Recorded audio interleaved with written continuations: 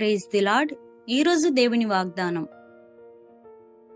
Mark సువార్త 11వ అధ్యాయము 10వ వచనము. ప్రభు పేరట వచ్చువాడు స్తుతింపబడునుగాక. వచ్చుచున్న మన తండ్రి అయిన దావీదు రాజ్యము స్తుతింపబడునుగాక. సర్వోన్నతమైన స్థలములలో జయము. ఈరోజు మనం మట్టలాదివారం గురించి తెలుసుకుందాం. యేసు ప్రభు యెరూషలేములో ప్రవేశించినప్పుడు ప్రజలు ఆయనని రాజుగా స్వాగతించారు.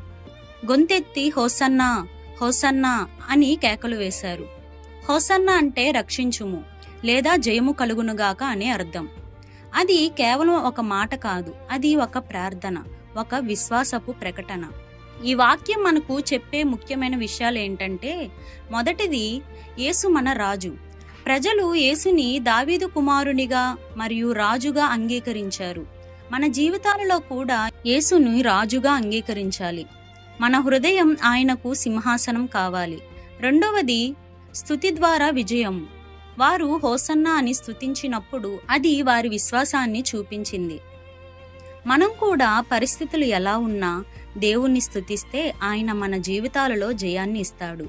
మూడవది, వినయం కలిగి ఉండాలి. యేసు గొప్ప రాజైనా గర్వంతో కాదు, వినయంగా గాడిదపై కూర్చొని వచ్చాడు. ఇది మనకు వినయం నేర్పుతుంది. నిజమైన గొప్పదనం వినయంలోనే ఉంటుంది. నాలుగవది, రక్షణ అవసరం. ప్రజలు రక్షించుము అని కేకలు వేశారు. అదే విధంగా మనము పాపం, సమస్యలు, కష్టాల నుండి రక్షణ కోసం యేసుని ఆశ్రయించాలి. ఇది మన జీవితంలో ఎలా అనుసరించాలంటే, ఈరోజు మనం మన హృదయాన్ని పరిశీలించాలి. యేసుని మన జీవితంలో నిజమైన రాజుగా అంగీకరించామా? మన స్తుతి నిజమా లేక కేవలం మాటలకే పరిమితమా? మట్టలాదివారం మనకి ఒక ఆహ్వానం.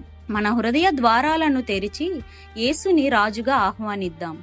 ఈరోజు మనం కూడా ఆ జనసమూహంలా ఇలా ప్రకటిద్దాం. హోసన్నా, ప్రభువా, నీవే మా రాజువి. మా జీవితాలలో జయము నీవే. దేవుడు మన అందరికీ తన జయాన్ని, శాంతిని, రక్షణను అనుగ్రహించును గాక.